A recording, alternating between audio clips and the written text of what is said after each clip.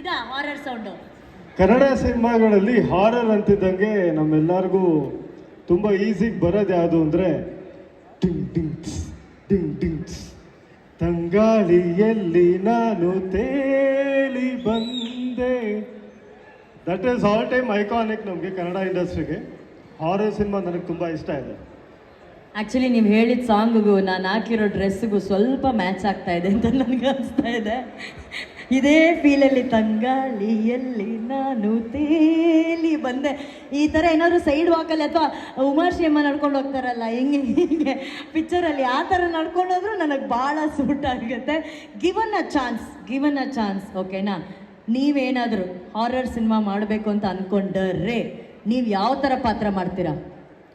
ನಾನಾ ನಿಮಗೆ ಅಲ್ವಾ ನಾನು ಪ್ರಶ್ನೆ ಕೇಳ್ತಿರೋದು? ಡೈರೆಕ್ಟರ್ ಮೇಲೆ ಡಿಪೆಂಡ್ ಆಗುತ್ತೆ.